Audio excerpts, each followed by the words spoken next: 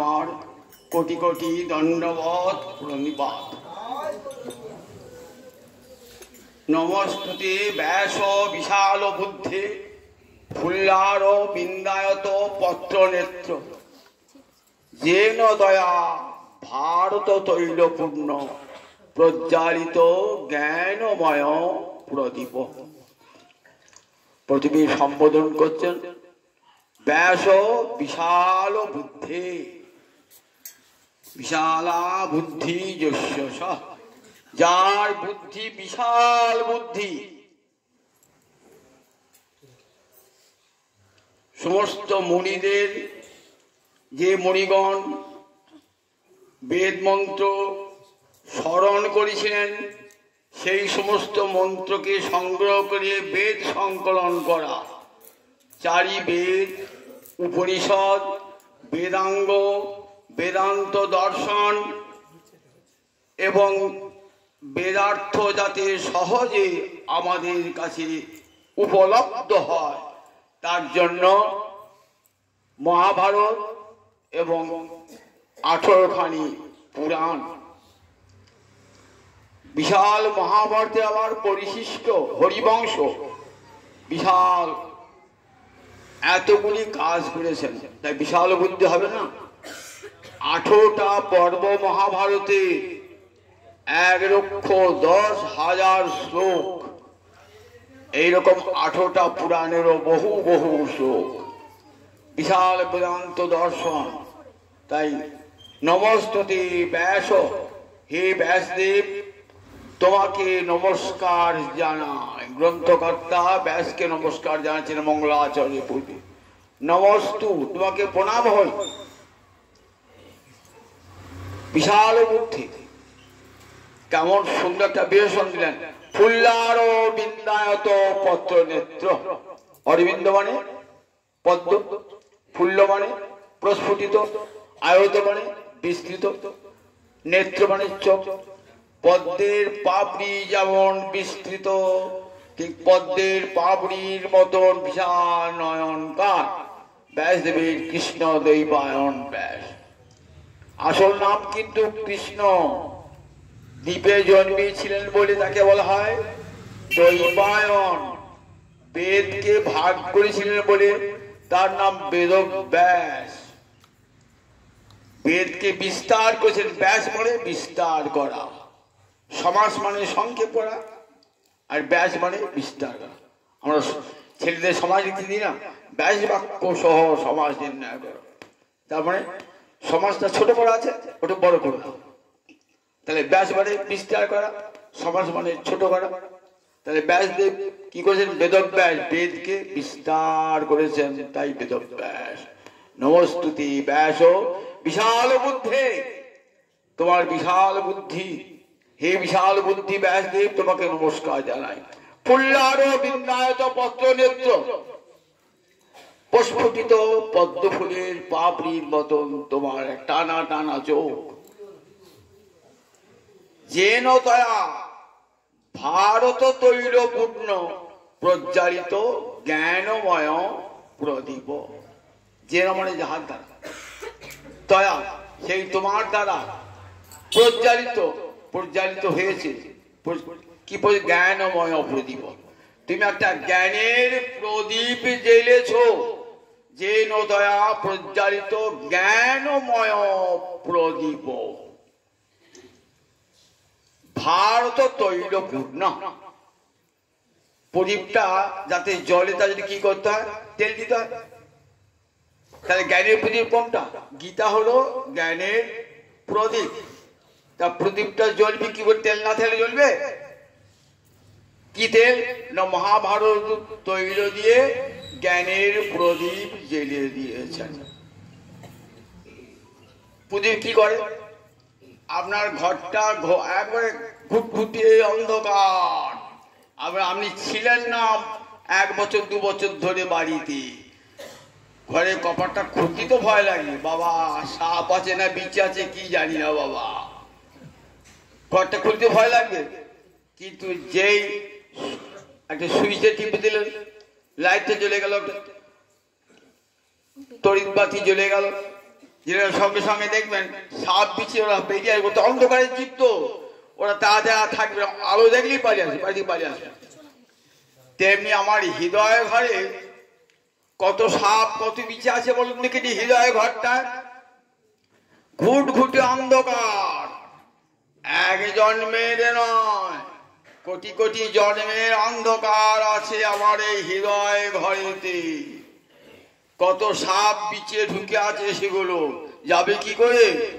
বলেন গীতা জ্ঞানময় প্রদীপ, গীতা পাঠ করো, গীতার কথা শোনো, ওই হৃদয় ঘরে যে ঘুটঘুটে অন্ধকার সব দূর হয়ে যাবে। যত হিংস্র সাপ বিছে আছে সব বেরিয়ে আসবে। শুনিয়া গোবিন্দ আপনি লাভে সব সিংহ রবে যথা করিগণ। শুনিয়া গোবিন্দ রব আপনি লাভে সব সিংহ রবে যথা করিগণ। সিংহের গর্জন শুনলে কি হয়? হাতি সেখানে আর থাকে না। তেমনি কৃষ্ণ নাম যখন গীতার উচ্চারণ, গীতাতে উচ্চারিত হবে, বলে আমার হৃদয় গুহায় কত পাপ হাতি আছে। কৃষ্ণ নাম শোনার সঙ্গে সঙ্গে সব পাপ হাতি পলাবে, হৃদয় ঘর আলোকিত হয়ে যাবে। তাই তো গীতা পড়া, আমার হৃদয়ের ঘরটা আলোকিত হোক। কত পাপ জমে আছে, আমার হৃদয়টাকে মলিন করে রেখে দিয়েছে, অন্ধকার করে রেখে দিয়েছে। দূর করবো কি করে? গীতা জননী কৃপা করে জ্ঞানের প্রদীপ, ভক্তির প্রদীপ জ্বালিয়ে আমার হৃদয়ের চিরকালের অন্ধকার দূর করে দিয়েছে মা। তাই তোমার চরণযুগল প্রণামে জানাই। অম্বতাম অনুসন্ধদাম ভগবদ গীতে ভবদেশিনী। তুমি সংসারের শত্রু, কেন সংসারকে? সংসার তোমার সন্তানকে বিঘ্ন সৃষ্টি করে। সন্তানকে কত জ্বালা দেয়, তিতাব জ্বালা দেয়। তাই ভবদেশিনী, তাই তুমি সংসারকে শত্রু বলে মনে করো। তাই ভবদেশ হে জননী ভগবদ গীতে তুমি আমার মা, তোমার চরণ কমল নিত্য অনুধ্যান করি। 8টা পর্ব গতকাল করেছিলাম, 3টে শতকে ভাগ। প্রথম 1 থেকে 6 শতক পর্যন্ত কর্মকাণ্ড, 7 থেকে 11 নাকি 12, 7 থেকে 12 হলো ভক্তি কাণ্ড, 13 থেকে 18 হলো জ্ঞান কাণ্ড। মাঝখানে ভক্তি মহারানী রয়েছেন। ভক্তি আরম্ভ হয়ে 7ম অধ্যায় থেকে ভক্তির কথা। 7ম অধ্যায়ের নাম শুনেছে আগে, প্রিয়া বলেছে জ্ঞান ও বিজ্ঞান যোগ। প্রত্যেকটি নামের কি তাৎপর্য দেখুন। বললেন জ্ঞান মানে শাস্ত্র পড়ে গুরুর কাছে শুনে যে জ্ঞানটা হলো তাকে বলে জ্ঞান, শাস্ত্রের জ্ঞান, এবং গুরু মহাত্মার কাছে শোনা যে জ্ঞান সে জ্ঞান।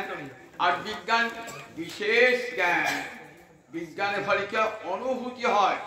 শুধু জ্ঞান হলে, জ্ঞানটা যখন আমার হৃদয়ে অনুভূত হবে তখন তার নাম হবে বিজ্ঞান।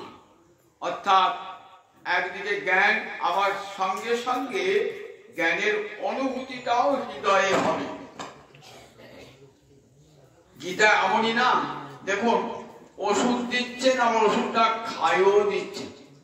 জগতে এমন ডাক্তার দেখেছেন যে ডাক্তার ওষুধ দেয়, ওষুধটা রোগীকে খাইয়ে দেয়।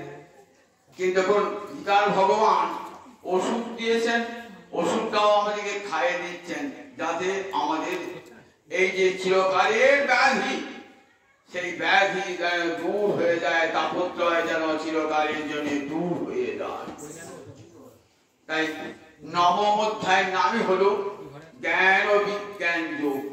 আর তারপরে 7ম অধ্যায়ের নাম হলো জ্ঞান বিজ্ঞান যোগ। আর 10ম অধ্যায় আর 9ম অধ্যায়টির নাম হলো রাজবিদ্যা রাজবুদ্ধ যোগ।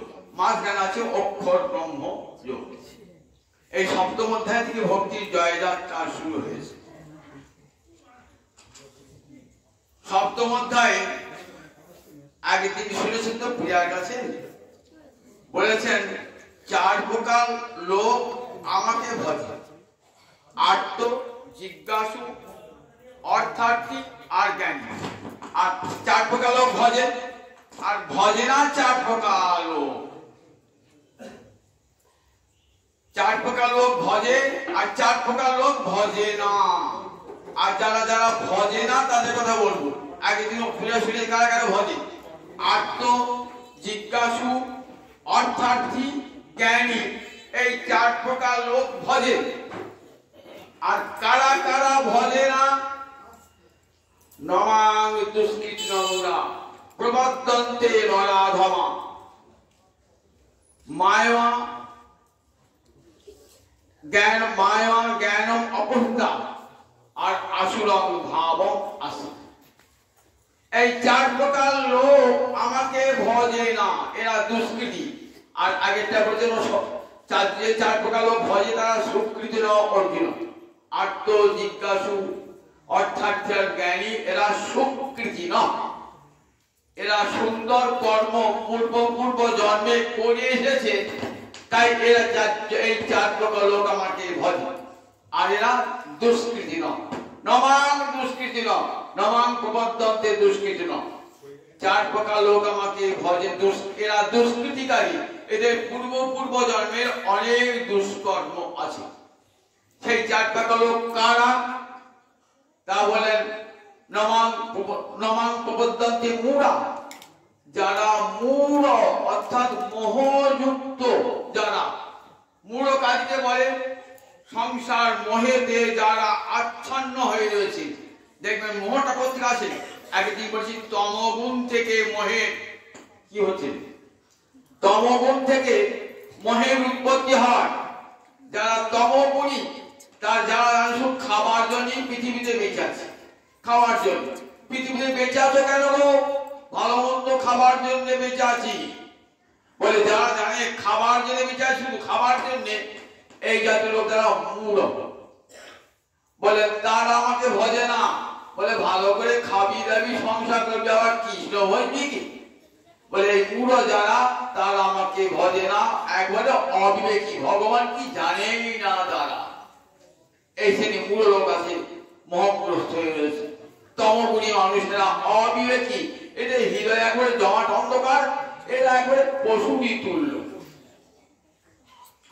নরাধমা, মানুষ হয়ে জন্মিয়েছে, মানুষ হয়ে জন্মালে তো মানুষ হয় না। মানুষ নাম থাকে, মানুষ হয় না।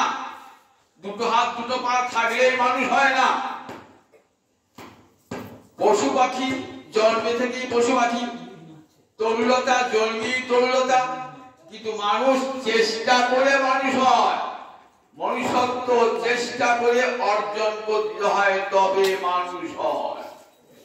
তাহলে এরা নরাধমা বলে এরা কি জানে? আহার নিদ্রা ভয় মৈথুনঞ্চ সামান্য মে তৎ পশুবি নরানা। তারা কি জানে? আহার, নিদ্রা, ভয় আর বংশ বিস্তার, এই 4টে ধর্ম ছাড়া এদের আর অন্য কোনো ধর্ম নাই। এরা নরেশু অধমা, এরা নরাধমা। মায়া অপূর্ত জ্ঞানা, আবার এক শ্রেণী মানুষ আছে মায়া যাদের জ্ঞানটা অপহরণ করে নিয়েছে, চুরি করে নিয়েছে। মায়া কৃষ্ণ মায়া তাদেরকে মনটা কি করেছে? অপহরণ করে, যত ভগবানের দিকে মনটা যেতে দেয় নাই। কি রকম দেখুন, কৃষ্ণ ভুলি সেই জিবি অনাদি বহির্মুখ, অতএব মায়া তারে দেয় ভীষণ দুঃখ। প্রভু স্বর্গে উঠায়, প্রভু নরকে ডুবায়, দণ্ড জনে রাজা যেন নদীতে ডুবায়।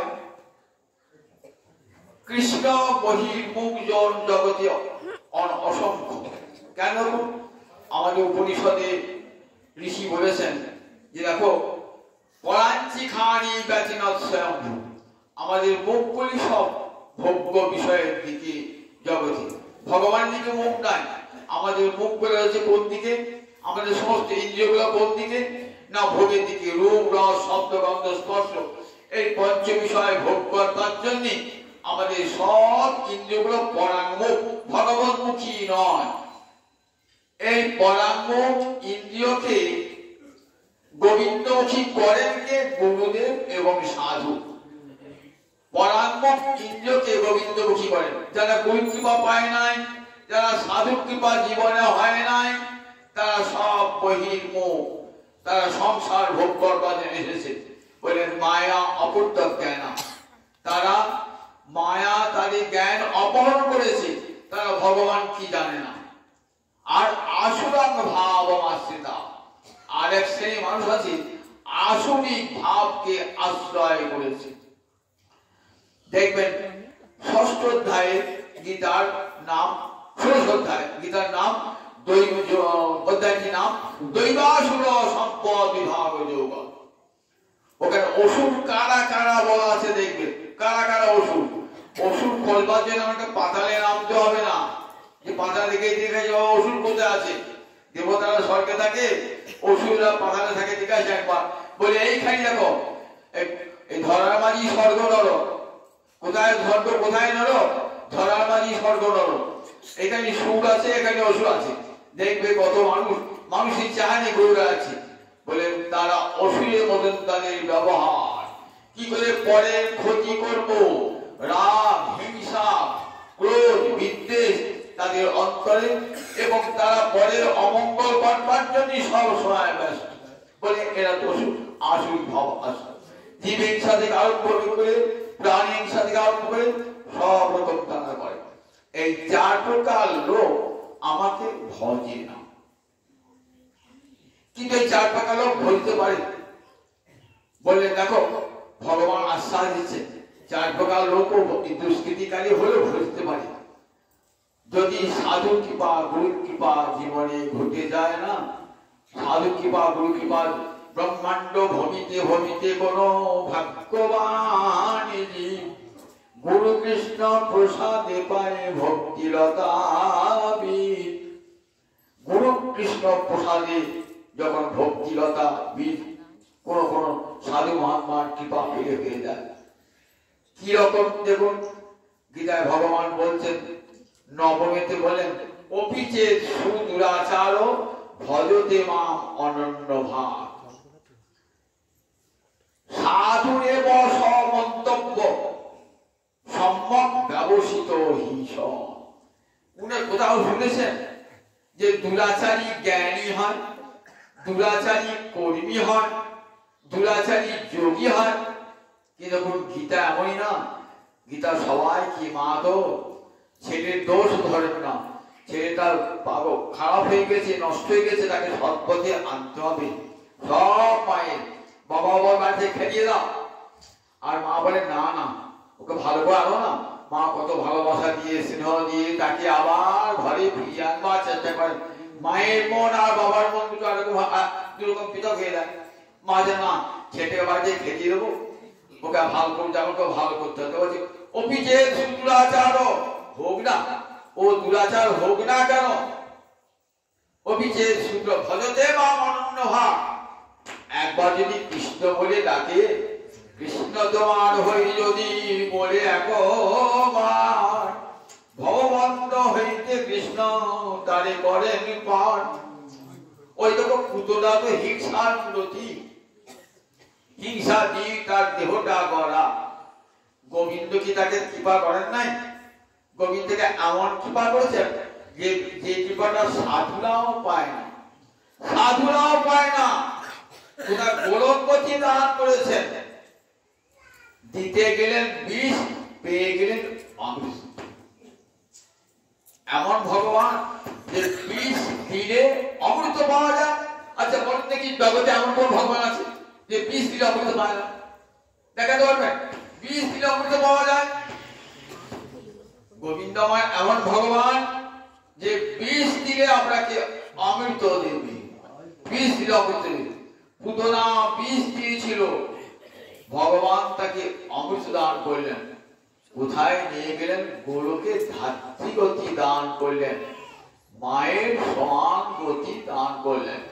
তা হোক না, সুদুরাচার হোক না, ক্ষতি নাই।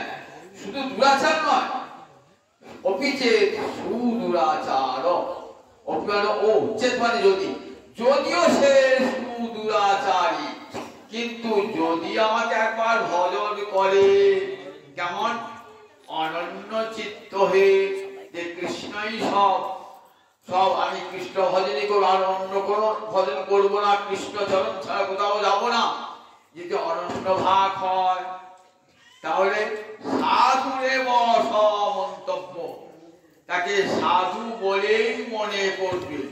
সাধু বলে, সাধু মনে করবো লোকটা দুরাচারী, মদ খায়, মাতাল, গাঁজা, লম্পট, চোর, ডাকাত, বলে হ্যাঁ হ্যাঁ ওকে সাধু বলেই মনে করবে। আমি মনে করি মন্তব্য বলেন ভগবানের রিমার্ক, ভগবান বলছে এটা আমার মন্তব্য, আমার মন্তব্য, তুই মনে করি বা না করি, আমি তো মনে করি, আমি তো মনে করি সে আমার ভক্ত।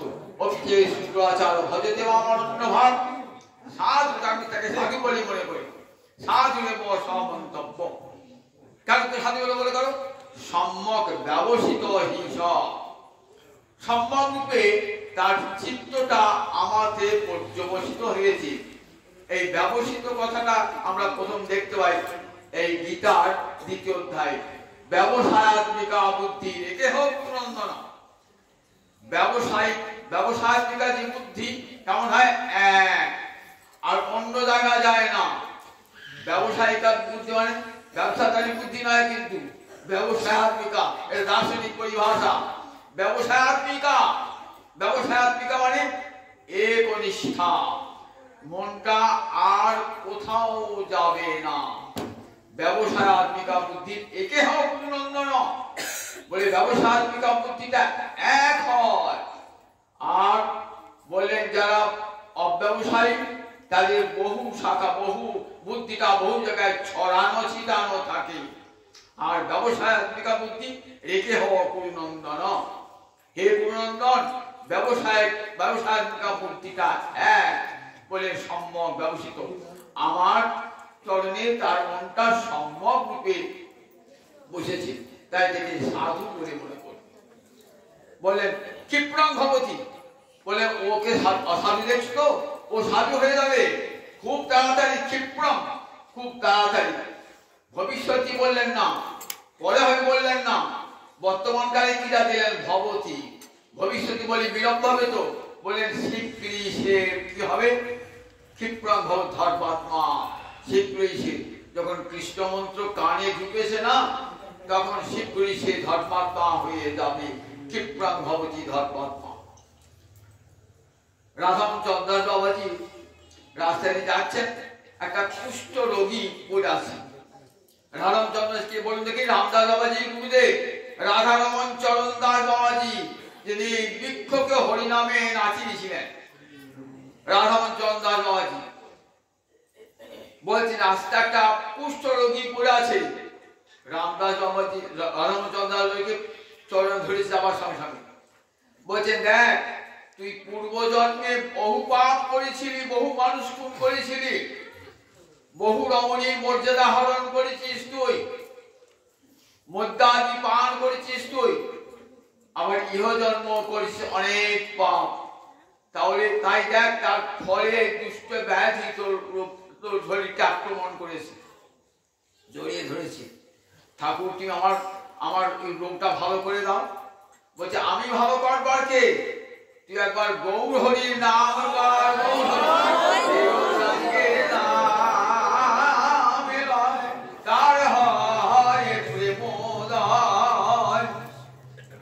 নাম লইতে প্রেমে দেয় বয়সুধা, নাম লইতে প্রেম দেয়। এমন ঠাকুর দেখেছেন? কৃষ্ণের চেয়েও করুণা করে এসেছেন। নাম লইতে প্রেমে দেয় বয়সুধা, একবার যদি গৌর বলে নাম উচ্চারণ করেন, নামের সঙ্গে সঙ্গে প্রেম পাবেন। বলে গৌর নাম কর, বজয় ভজু নিতাই গৌর রাধে জপ হরে কৃষ্ণ হরে রাম ভজ নিতাই গৌর রাধে জপ হরে কৃষ্ণ হরে রাম। এই সংসার দেখুন মহতের কৃপা, আর মহতের কৃপায় কানে ঢুকলো কৃষ্ণ নাম, গৌর নাম ঢুকলো। অতি অল্প দিনের মধ্যে কুষ্ঠ রোগ থেকে সে মুক্তি লাভ করলো।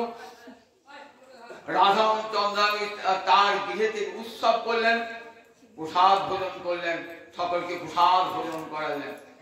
সেই দুষ্ট লোকটা, কুষ্ঠ ব্যাধিগ্রস্ত লোকটি পরম ভক্তে পরিণত হয়ে গেল। সাধুর কৃপা আর সেই সঙ্গে ঢুকলো কৃষ্ণ নাম।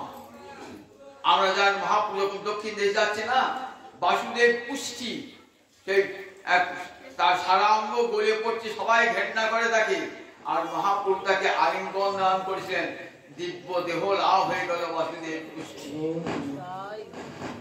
তাহলে কৃষ্ণ নামে, কৃষ্ণ করুণায় কি না হয় দেখো। বললেন দেখো ও শীঘ্রই, ও ক্ষিপ্রং ভব ধর্মাত্মা, শীঘ্রই ধর্মাত্মা হয়ে। একটা রাস্তা দিয়ে কি করে না, বউ ছেড়ে যায়, আর একটা মাতা কি করে ওই কতগুলো ছেড়ে একটা রাস্তার ধারে একটা বারান্দায় বসে গান কীর্তন করে, হরে কৃষ্ণ কীর্তন করে। একটা মাতা আর মদ খেতে যায়, আবার এই তোদের সুর হচ্ছে না, তুই গান গাইছিস, তোদের সুর হচ্ছে না। লোকটা কিন্তু ভালো গলার সুর, সে কিন্তু সুন্দর গাইছে, হরে কৃষ্ণ কৃষ্ণ কৃষ্ণ হরে হরে, হরে রাম রাম রাম হরে হরে। খুব মিষ্টি স্বর, লোকটা মাতাল বটে, খুব মিষ্টি স্বর। ক্লাবে ছেলেগুলো ভাবলে এই লোকটাকে দলে পেলে আমাদের দুটো পয়সা আয়, বলে আয় না আমাদের গান কর না, মদ খেয়ে গান কর। সে মদ খেয়ে যদি গান করতে আর মুখল হারিয়ে দিল, করতে করতে নামের এমন স্বভাব না, কোথায় মদ খাওয়া সে ভুলে গেল, নামের এমন সত্যি, মদ খাওয়া ভুলে গেল। ওই ছেলেগুলো ধরে ভিড়ে, আবার ছেলেগুলো কেমন হয়ে গেল দেখুন, তারা বিভিন্ন লোকের বাড়িতে নাম সংকীর্তন দিতে লাগে। তাই দেখুন কৃষ্ণ নামের এমন মহামহিমা। তাই অপিচের শুক্রাচার ভজতে মাম অনন্য ভাগ। অপিচের শুক্রাচার, যদি শুক্রাচার্য হয় কিন্তু যদি অনন্য ভাগ হয়, বুদ্ধি যদি সম্ভব রূপে আমাদের বসে, ক্ষিপ্রং ভবতি ধর্মাত্মা, তাহলে সে শীঘ্রই ধর্মাত্মা হবে। নামে ভক্ত বনস্পতি। ওই কুন্তীর নন্দন, তুমি জগতে প্রতিজ্ঞা করে বলো, আমার নাম যে একবার দিয়েছে না, তার আর ব্যর্থ হবে না। কৃষ্ণ তোমার হই যদি বলে একবার, ভববন্ধ হইতে কৃষ্ণ তারে করেন পার। ভববন্ধ তাকে পার করে দেন। তাই গীতা মা জননী বলছেন, দেখো জগতে দুরাচারী হোক, লম্পট হোক, অসাধু হোক, দুষ্ট হোক না কেন, কৃষ্ণ নাম যদি একবার সে গ্রহণ করে, কৃষ্ণ যখন আশ্রয় করে অনন্য চিত্তে, তার হৃদয়ের সব পাপ কালিমা দূর হয়ে যায়। মহানব্রত ব্রহ্মচারী একটা উদাহরণ দিচ্ছেন। কার উদাহরণ দিচ্ছেন? উদাহরণটা দিচ্ছেন আমাদের বিজয় কৃষ্ণ গোস্বামী। বিজয় কৃষ্ণ গোস্বামী একটা গ্রন্থ থেকে, আমিও পড়েছি, সদ্গুরু বলে গ্রন্থের নাম। সেখানে বিজয় কৃষ্ণ গোস্বামী দেখাচ্ছেন কৃষ্ণ নামে কত মহিমা। দেখছেন একটা লোক কৃষ্ণ নামে কৃষ্ণর মধ্যে দীক্ষা হয়েছে, মাথা হয়ে গেছে, লোকে তাকে ঘৃণা করে, নিন্দা করে, বলে চিন্তা করিস না রে, ও শীঘ্রই ওর মাধ্যমে ছেড়ে দেবে, ও লাম্পটটা দিতে সব দূর হয়ে যাবে, শীঘ্রই ও মহাত্মা হবে। জানিস কেমন করে হবে? তারপরে দেখ একটা বন দিয়ে একটা লোক যায়, দেখে বিরাট সাপ বেরোল। পরের দিন গেল, আমাদের সেই বিরাট একটা সিংহ গর্জন করতে করে বেরিয়ে এলো। আবার পরের দিন গেল, একটা বাঘ বেরিয়ে এলো, গর্জন করতে করতে বাঘ বেরিয়ে এলো। তখন লোকটা ভাবছে, বাপ রে বাপ, এই বনে যে কত করে হিংস্র জন্তু আছে, দেখা যাক একবার। তখন কি করলো সেই লোকটা? পেট্রোল দিয়ে ঢেলে দিয়ে বনটা পুড়িয়ে, বনটা যে দাউ দাউ করে পুড়ছে না, আর সঙ্গে সঙ্গে যত বাঘ, সিংহ, হাতি আছে না, সব বেরিয়ে আসছে, ঘর বেরিয়ে আসছে। বনটা আর শূন্য হয়ে গেল, সমস্ত হিংস্র পশু সব পালিয়ে এলো। হিংস্র পশু একটা হিংস্র পশু নাই। ঠিক যেনি কৃষ্ণ মন্ত্র গুরুদেব দিয়েছেন না, আমরা হৃদয়ে মনে আগুন জ্বালিয়ে দিয়েছেন, আর থাকবে না, আর কোনো পাপ আপনার হৃদয়ে থাকবে না, সব পাপ হাতিয়ে আপনা আপনি বেরিয়ে আসবে। তাই কৃষ্ণ নামে এত মহা মহিমা, কৃষ্ণ নামে এত মহা মহিমা। বললেন অভিচেত শূদ্রাচার ভজতে মাম অনন্য ভাব, সাধু এব সর্বন্তব্য, তাকে সাধু বলে তার সমস্ত অহং মমত্ব দূর হয়ে যায়, গোবিন্দ চরণে সেই শরণাগত হয়ে যায়। যতক্ষণ চিত্তে অহংকার না, ততক্ষণ পর্যন্ত ভগবত করুণা প্রবেশ করে না। অহংকার যে দূর হয়ে যায়, আমি আর কেউ নই, আমি গোবিন্দ চরণের দাস, এটি আনা বড় বড় কষ্টকর। এই অহমহিমান যায় না বলি আমরা পাপ পঙ্কে নিমজ্জিত হই। আমি যদি ভাবি আমি নিত্যকালে কৃষ্ণ দাস, এই বোধটা যদি আসে, তাহলে কৃষ্ণ সেবাই যে আমার জীবনের পরম ধর্ম, এই উপলব্ধি হয়। কিন্তু আমাদের সেই বোধটা আসে না। আমি দেহ, আমি ইন্দ্রিয়, আমি মন, আমি বুদ্ধি, আমি রাজা, আমি প্রজা, আমি উকিল, আমি হাকিম, আমি ডাক্তার, এই অহংকার গুলো মনের মধ্যে বাসা বাঁধে। এইগুলো মনের মধ্যে আমাদের পাপাদি সব অহংকার, এই পাপাদি সব হিংস্র জন্তুকে আশ্রয় দান করে। এই আমিত্ব দূর হবে যখন, দেখবেন আপনা আপনি ভগবানের কৃপা হবে। যতক্ষণ আমিত্বকে দূর করতে না পারছি, ততক্ষণ হরিভক্তি মহারানী প্রবেশ করে না। একটা কি করে আমিত্ব দূর করা যায় দেখুন। আমিত্ব দূর করলে গিয়ে ভগবানকে পাওয়া যায়, তার সাটা গল্প বলে ভক্ত প্রশেষ করে। এক গুরুদেবের এক শিষ্য, আর শিষ্যকে কি করে, গুরুদেব খুব খাটায়। গুরুদেব খুব খাটায়, জ্ঞানী বাড়িতে গেলে কাজ করতে, বাড়িতে উৎসব হচ্ছে, শিষ্য খেটিয়ে যাচ্ছে, খেটিয়ে একবার খাওয়ার কথা গুরুদেব বলে না। মনে ভাবছি সারাদিন খেটেই যাচ্ছি, গুরুদেব খেতে বলে না, এক গ্লাস খাওয়া গেল, দু গ্লাস খাওয়া, তিন গ্লাস, আমাকে তো গুরুদেব দেখছেন, বলছেন না। গুরুদেব দলকে একটা খেতে বসে, একটা লোক খেতে বসে দেখে আছে, তার প্রসাদ দিয়েছে, তো একটা কুকুরে সে প্রসাদটা মুখ দিয়েছে, তাহলে ওটা খাবে না, তো শিষ্যকে ওই তুই এটা খাবে। শিষ্য কি করে গুরু বাক্য শুনে সেটাই খেয়েছে, ভাবে গুরুদেব যখন বলেছেন সেটি খায়। মনে ভাবছেন গুরু যখন আমাকে ভালোবাসে না, এই বেঁচে থেকে কি লাভ, এই মনে করে সে নদীর ধারে ভাবছে আমি আজকে গঙ্গার জলে ঝাঁপ দিয়ে প্রাণ বিসর্জন করবো, যে আমার গুরু ভালোবাসে আমাকে, আর এই প্রাণটাই রাখবো না। এই বলে গঙ্গা জলে ঝাঁপ, জয় গুরু বলে ঝাঁপ দিয়েছে। ঝাঁপ যে দিয়েছে, যেখানে জল, এত জল, জল একবারে কোথায় জল চলে গেল, জল দেখলেন দুখানায় সোনার ইট তুলে নিয়ে চলে এলেন, দুটো সোনার ইট তুলেছেন। মৃত্যু তো হলোই না, দুটো সোনার ইট। তখন ভাবলেন এই একটা ইট আমার গুরুদেবকে দেবো। গুরুদেবকে যে সোনার ইটটা যখন দিয়েছেন না, গুরু তখন প্রফুল্ল রকম, শিষ্য আমার সে সোনার ইট দিয়েছে একটা, তো কোথায় পেলি রে সোনার ইটটা, তা বলছে গঙ্গার জলে পেলাম। আচ্ছা গঙ্গার জলে ঝাঁপ দিয়েছি, কি বলে ঝাঁপ দিয়েছিলি? জয় গুরু বলে ঝাঁপ দিয়েছিলাম, এই সময় একটা পেলাম। শিষ্য গুরুদেব ভাবছি তাহলে আমি যদি ঝাঁপ দিতে সোনার ইটটা তো পাবো। গুরুদেব দিয়েছেন, গুরুদেব গিয়ে বলছেন ও তো জয় গুরু বলেছে, আমি তোর গুরু, তাহলে আমি কি বলবো? জয় আমি। কোথায় আমার জল জলে ধুয়ে গুরুদেব চলে গেল। গুরুদেব আমিত্ব বিসর্জন দিতে পারেন নাই, শিষ্য আমিত্ব বিসর্জন জয় গুরু বলে দিয়েছেন। শিষ্য পেল ইট, আর গুরুদেব করে যাবে, গুরুদেব একবার গঙ্গার গভীর জলে একবার গুরুদেবের পতন। দেখুন এই আমিত্ব বোধটা যতক্ষণ থাকে না, অহংকার থাকে না। অহংকার বিমূঢ় আত্মা কর্তা হইতে উন্নতি, অহংকারী বিমূঢ় চিত্ত হে আমরা নিতাই পদ বাসরায়, অহংকারী মত্ত হইয়া নিতাই পদ বাসরিয়া। আমরা অহংকারে মত্ত হয়ে ভগবানকে ভুলে থাকি।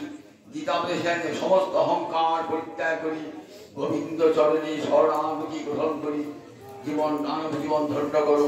তাই তো গীতা জয়ন্তী গীতা দাস এসেছি, গীতা মা আমাদেরকে উপদেশ দান করবেন যে দেখো সব আমিত্ব ঘুচিয়ে গোবিন্দ চরণে সব আমিত্ব অর্পণ করে দাও। অনেক ভারী ভারী কথা শুনলেন তো, এবার মিঠা পানে খিরি দাও, মিঠা পানে খিরি